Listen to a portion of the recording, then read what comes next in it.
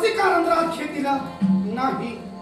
या क्षणी योग्य तो न्याय व्हायलाच हवा. रसिक प्रेक्षक, आमच्यापेक्षा लहान आहात म्हणून आशीर्वाद, पण मर्यादा आम्ही कधी तोडल्या नाही.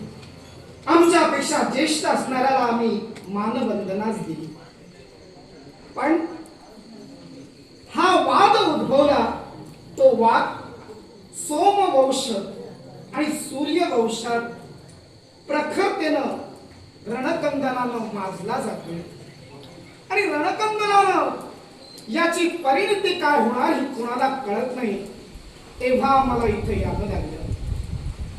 या आपल्या बेसरांनी लव आणि कुश नव्हेच तर हनुमंत यांना आपल्या नासिका रंध्रात घेतले. तेव्हा त्यांची मुक्तता व्हावी ही आमची प्रामाणिक सद्भावना आहे. आपली इच्छा असेल, पण आपली इच्छा आमच्याकडून पूर्ण होणार नाही याला कारण आहे. ज्या ती युद्ध जुंपलं गेलं त्या युद्धाचा हा परिणाम दिसतोय. अर्थात आमच्या हितासाठी ज्या बेसरांनी यांना आपल्या नासिका रंध्रात घेतलं, अर्थात आमचं हित साध्य करत या मार्गानेच आम्ही चालू, तेव्हा त्यांची मुक्तता होणे नाही. अजमेर, माझ्या आप्तांची मुक्तता आम्ही करूच, पण केवळ ज्या हस्तिनापुरावर वर्चस्व अश्वमेधानंतर सम्राटशाहीनं रामाचं प्रस्थापित झालं. सुषेण यांच्याकडे आम्ही ते राज्य कारभाराचं शिकट चालविण्यास दिलं. म्हणजे मांडलिकत्व हे हस्तिनापूरचं अयोध्येश होतं. चूक की बरोबर? निश्चितच आपलं बरोबर. मग हस्तिनापुराच्या बाबतीत जर कुठलाही न्यायनिवाडा करणं हे क्रमप्राप्त आणि कर्मप्राप्त सम्राटाला होतं. मग आम्ही सम्राट आहोत याची कल्पना आपल्या राजा नलराजांना नव्हती का? आपण सम्राट आहात याची कल्पना नलराजांना निश्चित होती. मग नलराजांना जर होती तर सुषेणांकडे हा वाद न घालता तुम्ही रितसर सर्वप्रथम आमच्या जवळ येणं गरजेचं होतं.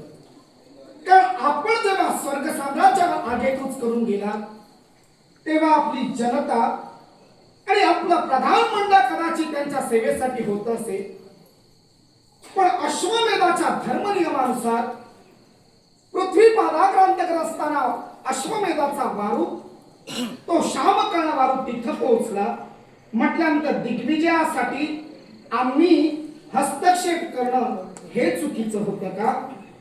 आपलं चुकीचं विधान कोणतं आहे यावर आम्ही या आपल्या वीरांबरोबरही भाष्य केलेलं नाही. किंबहुना आपल्याला चुकीचा ठरवण्याचा मानस सुद्धा अजमेढाचा नाही. पण तरी सुद्धा आम्ही आमच्या विधानाशी आणि आम्ही आमच्या मताशी अजूनही ठाम राहतोय याच्या मुळाशी कारण ठरत आहे. ते कारण कोणतं? तर हस्तिनापुराचे शासक हे सोमवंशाचे राजे होते.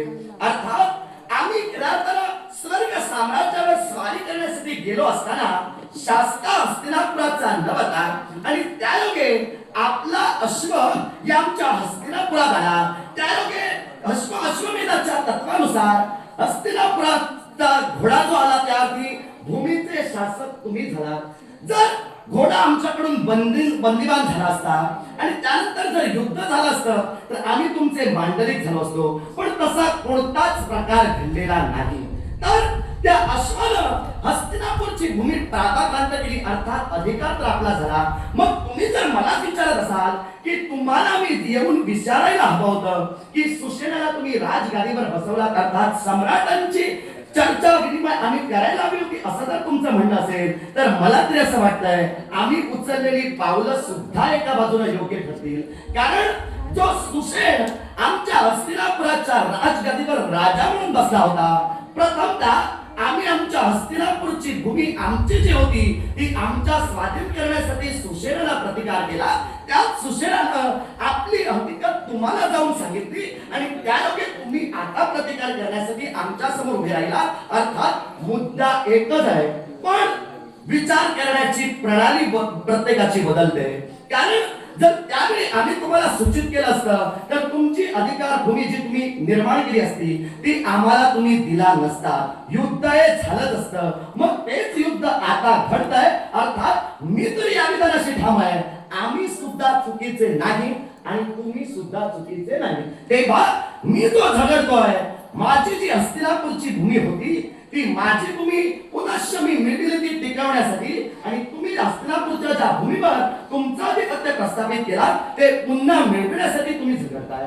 तेव्हा मी तरी तुम्हाला एकच सांगेन, माझी भूमी टिकविण्याचा प्रयत्न मी माझ्या देहात रक्ताचा एक एक थेंब असेपर्यंत करेन. तेव्हा माझा मतप्रवाह माझ्या उद्देशापासून तरी बदलणारा नाही. अजमेर, पृथ्वीचं गुरुत्व आकर्षण म्हणजे गुरुत्वाकर्षण पृथ्वीवरून स्वर्ग साम्राज्यापर्यंत जसा सर्वसामान्य मानव जाऊ लागतो तेव्हा आयुष्य वृद्धिंगत होतं.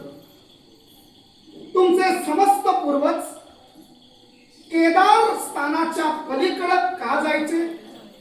ब्रह्मदेवाने 36 दंडायुध तुम्हाला दिली, म्हणजे सोमेश्वर राजाला दिली. ती दंडायुध प्रत्येक तुमच्या सोमेश्वरानंतरच्या वंशांनी वापरली. पण केदार पर्वताच्या पलीकडे जाऊन पुन्हा स्वर्गापर्यंत जाणं म्हणजे आपण अनेक वर्ष, अनेक संवत्सर आपण जीवित राहू, हा तुमच्या पूर्वजांचा मानस होता. पण जनता ही कायमस्वरूपी आयुष्यवान व्हावी हा मानस तुमच्या पूर्वजांनी कधी केला नाही. म्हणून जनता नेहमी आपल्या हस्तिनापुरात ठेवली आणि आपल्याला प्रार्थनीय असणारं सैन्य घेतलं आणि स्वर्ग साम्राज्यात प्रवेश केला. ते आयुष्यानं वृद्धिंगत झाले. कदाचित नलराजे तुमचे जेव्हा परतले तेव्हा मला तर वाटतंय की नलराजांबरोबर जन्म घेतलेले सुद्धा त्यावेळी हस्तिनापुरात नव्हतेच, किंवा नलराजांच्या पिढीनंतर जन्माला आलेले सुद्धा हस्तिनापुरात जिवंत नव्हते आणि नाही. किंबहुना तुम्ही सुद्धा माघारी परतलात. तुमच्या बरोबरचे सुद्धा मित्रवर्ग म्हणा, स्नेही म्हणा, या हस्तिनापुरात जिवंत नसतील. कारण तुमची आयुष्य मर्यादा जसे जसे तुम्ही वर गेलात तशी तुमची वाढत राहिली. मग या जनता जनार्दनाला राजा, प्रजेवर ज्याचा अनुराग आहे त्याला राजा म्हटलं जातं. मग तो अनुराग तुमच्या करवी मध्ये नरराजांपासून सर्वांपासून हा प्रजेवर सुरू राहिला का? प्रजेवर अनुराग ठेवण्यासाठी त्या प्रजेच्या शास्त्रा म्हणजे राजा तिथे असावा लागतो. तेव्हा ज्या अर्थी हस्तिनापुराचा शासक म्हणजे हस्तिनापूरचा राजा हस्तिनापुरात नव्हता, त्या अर्थी हस्तिनापुराचा अनुराग ठेवणारा शासक नव्हता, म्हणजे अनुराग तर राहिला नाही. पण मी तुम्हाला त्या पलीकडे जाऊन सूचित करू इच्छितोय, हस्तिनापूरचा शासक हस्तिनापुरात नव्हता हे विधान मी मान्यच केलेलं आहे. आणि त्यायोगे हस्तिनापूरची भूमी ही तुमच्या अंकित झाली. मग तुमच्या अंकित झालेली हस्तिनापूरची भूमी ही ज्या आधी ज्यांची होती त्यांनी पुनश्च मिळवण्यासाठी प्रयत्न केले. मग त्या प्रयत्नांना यश सुद्धा आलं आणि त्यायोगे हस्तिनापूरचा शासक म्हणून अजमेर हस्तिनापूरच्या न्याय शासनाच्या गादीवर अधिष्ठित झाला. मग हस्तिनापूरचा शासक हस्तिनापुरात नसताना सुद्धा आमच्या प्रजेत ऐक्य नांदत होतं. आमच्या प्रजेला हस्तिनापूरचा शासक नसताना सुद्धा कोणतीही अडचण भासत नव्हती. त्याआधी हस्तिनापूरच्या शासकानं हस्तिनापूर सोडण्याआधी जनतेची योग्य ती तजवीज केलेलीच होती. आणि ज्यावरती सुसेनानं राजगादीवर राजा म्हणून आपलं स्थान मिळविलं, त्याआधी आमची भूमी दुसऱ्याच्या हाती गेली. म्हणून नलराजांना सुसेनांवर आक्रमण करून पुन्हा आपलाच वंशज राजगादीवर बसवावा लागला. यात बसणाऱ्या अजमेराची चूक होती का? अजमेर, मग सुसेनांनी तुम्ही नसताना सुद्धा राज शिकट चालविलं. न्याय शासक म्हणून तुमच्या जनतेवर न्यायदान केलं. त्यात तुमच्या जनतेनं कधी सुसेनांना दोषी ठरविलं? मी हे विधान सांगितलेलं नाही की राजगादीवर बसणारा सुसेन हा राजा या पदाला पात्र नव्हता. हे विधान मी तुमच्या एकाही विराकडे माझ्या तोंडातून काढत स्पष्ट करून दाखवण्याचा माझा कल मी दाखविलेला नाही. मी काय म्हणालो, राजगादीवर जो राजकर्ता राजा म्हणून अधिष्ठित केला जातो त्याकडे पाहण्याचा प्रत्येकाचा दृष्टिकोन हा काहीतरी असतो. त्या दृष्टिकोनापर्यंत पोहोचण्याचं सामर्थ्य त्याच्यात असतं. म्हणूनच राजगादीवर त्याला बसविलं जातं. कदाचित सुसेन राजगादीवर बसण्यासाठी योग्य होता हा त्याच्याबद्दलचा सकारात्मक दृष्टिक्षेप तुमचा होता, म्हणून तुम्ही हस्तिनापूरच्या राजगादीवर त्याला राजा म्हणून बसवलात. मी दुमत मांडलेला नाही.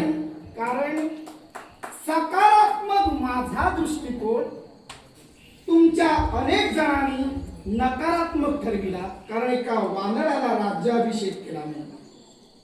वानर म्हणजे वन आणि नर, वनात राहतो तो नर वानर. पण वानर हे सध्याचे जे आहेत आमच्या सोबत, खर तर रामांना विजय रावणासोबत मिळाला याला कारण हे 18 पद्मी वानर सैन्यच होतं. ते सुंदर अशा राहणीच्या वसतिस्थानात राहतात, त्यांची सुद्धा लग्न होतात. शिवाय या वानरांच्यात एवढं बळ आहे जे रावण या सोमवंशाला अनेक वेळा तुम्हाला सहकार्य करते झाले. आणि सहकार्य करत असताना ज्यांना योग्य प्रकारे तुम्ही सांभाळलं, पण त्याच रावणांना वाली यांनी आपल्या काखेच्या बगलेत मारून 4 समुद्राचं पाणी नाकातोंडात घातलं होतं.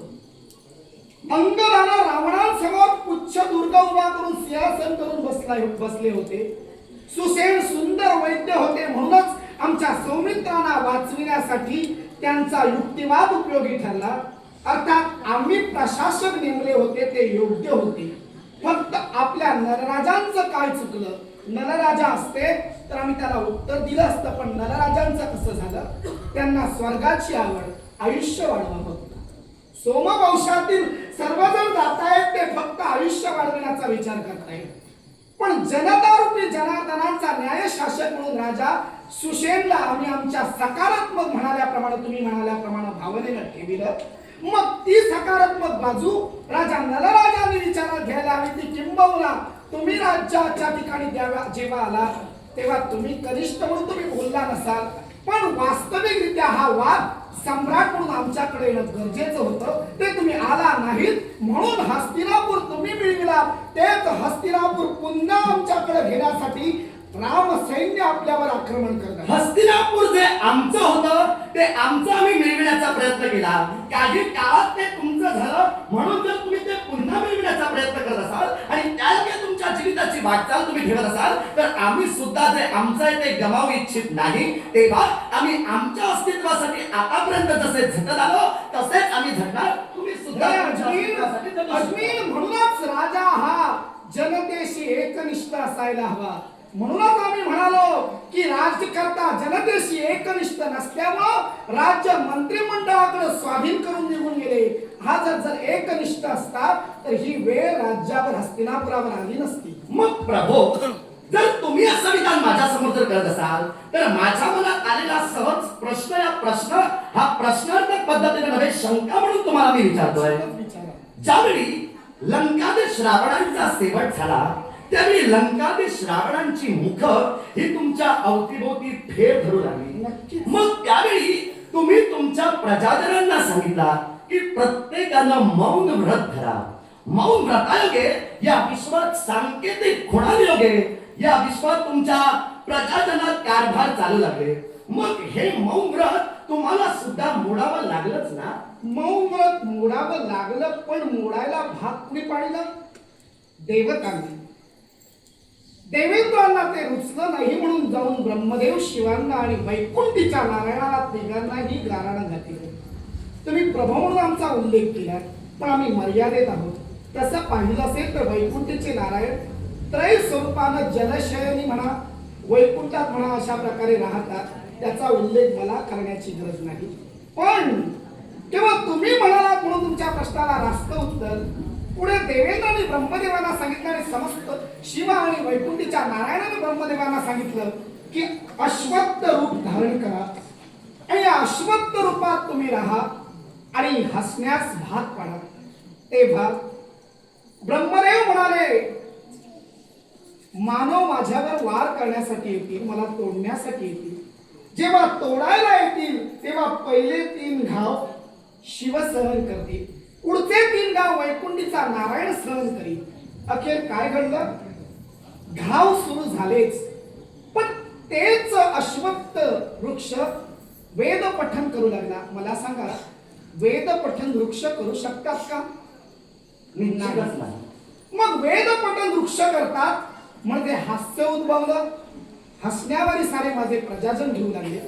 अखेर त्या वृक्षाची तोड करण्यासाठी पाठविलं गेलं तेव्हा त्यातून शस्त्र प्रगट झाली आणि त्या शस्त्रांचा वार झाला आणि म्हणून आम्ही बाण आमचा धनुष्याला तणका देण्यासाठी बाण भात्यातून काढत असताना प्रत्यक्ष शिव आणि वैकुंठीचे नारायण प्रकट झाले आणि त्यांनी आम्हाला थांबविलं आणि आपण बाण सोडू नका, ते ब्रह्मदेव आहे त्याची कल्पना दिली. मुद्दा हा सोडविण्यासाठी असतो. अज्ञानात कुणालाही ठेवू नये. रामांकडून घडलं म्हणण्यापेक्षा, कारण आम्ही म्हणत आहोत, मी हा शब्द आम्हाला रुचत नाही. मर्यादा, या मर्यादा आम्ही आमच्या जीवनात पत्करल्या आहेत. तेव्हा हे आम्ही केलं नाही तर वैकुंठच्या नारायणानं, एवढंच नव्हे तर ब्रह्मदेवाने आणि शिवाने घडून आणलं. तेव्हा माझ्या जनतेला सांगितलं गेलं की अश्वत्थ म्हणजेच प्रत्यक्ष ब्रह्म होय आणि या ब्रह्माची पूजा जो करणार त्याच्या जीवनात कधी संकट येणार नाही. आणि महत्वाची गोष्ट, जेव्हा सभा असते तेव्हा वक्ता वक्तृत्व करतो किंवा सभेमध्ये हास्य विनोद घडले जातात, तेव्हा जर का हास्य प्रकार घडला असेल तर सभेमध्ये हसताना स्त्री असेल तर स्त्रीनं आपला पदर घेऊन आपलं मुखकमल झाकावं. एवढंच नव्हे तर जर का पुरुष असेल तर कुठल्याही आपल्या संबंधित वस्त्रानं आपलं मुखकमल हसताना झाकावं, जेणेकरून चुकून कदाचित त्या वक्त्याच्या मुखातून एखादं चुकीचं भाष्य झालं असेल तर त्या वक्त्याला आपण वक्तृत्व करत असताना त्याचा त्रास होणार नाही, मानसिक संतुलन बिघडणार नाही. हे सांगण्याचा उद्देश रामांना कळवी केवळ देवतांना होता. म्हणूनच मौन प्रथम धारण केलं गेलं आणि मौन सोडविण्यासाठी अश्वत्थ रूपानं ब्रह्मदेव आले. मला कारण ही महत्वाची असतात, कारण रामाने केलेलं अनुशासन जर का तुम्ही बोट ठेवलं असेल तर राम सद्गुणी नव्हे अवगुणी होते. आणि केवळ दशरथ राजांच्या कौशल्यांच्या कुशकुलात जन्माला आलेले रामांनी अयोध्येला नव्हेच तर सूर्यकुळाला डाग लावल्यासारखं होईल. म्हणूनच आम्हाला तुम्हाला स्पष्ट शब्दात उत्तर द्यावं लागेल. स्पष्ट शब्दात तुम्ही दिलेलं उत्तर आम्ही ऐकून घेतलं, बोललात ते योग्य बोललात. पण मला एकच सूचित करायचं होतं, जिथं तुम्ही प्रजाजनात सांगितलात की मौन व्रत प्रत्येकानं धारण करा, तेव्हा देवतांनी सुद्धा ही तुमची कृती ही तुमच्या प्रजाजनांसाठी तुम्हाला बदलायला भाग पाडलंय. अर्थात आम्ही आमच्या जीवनाची पावलं उचलतोय, त्या पावलात तुम्ही सुद्धा आम्हाला आता अडथळे निर्माण पण करण्याचा शक्ती लादणारे राम केवळ आपल्या अनुशासनाच्या वेळी राज्यातच होते. फक्त सौमवंशातील राजे राज्यात नसल्यामुळं ही प्रकृती आणि विकृती उद्भवली आणि हस्तिनापूर गमवावं लागलं. पण जे हस्तिनापूर तुम्ही पुन्हा मिळविलात, कदाचित बेसरांना वाटेल की प्रत्यक्ष आम्ही हनुमंताला आपल्या नागपुडीतून आत घेतलेले आहे. हनुमंत नागपुडी फोडूनही बाहेर येईल, पण हनुमंत सुद्धा मर्यादेत आहे, म्हणूनच तो नागपुडीत आहे. कदाचित लव आणि कुशाला ते जमणार नाही, पण हनुमंत ते करू शकतो. पण केवळ जर तुम्ही आता हे हस्तिनापूर जसं तुम्ही सुशेणाकरवी घेतलात ते रामाला जर का सुपूर्द केला नसेल तर मात्र महाप्रसंग उद्भवणार आणि या बेसरांच्या नागपुडीतून त्यांची मुक्तता होईल, पण तुमची होईल की नाही याची भ्रांती नाही. मग जो महाप्रसंग तुम्ही माझ्या मित्रासमोर उभा करणार त्या प्रसंगाशी सुसंगत मी माझ्या ध्येयापासून अनभिज्ञ होण्याचा माझा मानस तुम्हाला पटवून अश्विन, आमचाही नाईलाज. क्षत्रिय कुलवंत आम्ही आहोत, तेव्हा क्षत्रियाला जशी शिकार योग्य आहे तद्वत युद्ध सुद्धा योग्य आहे. आणि केवळ न्यायासाठी हर्षणी अयोध्या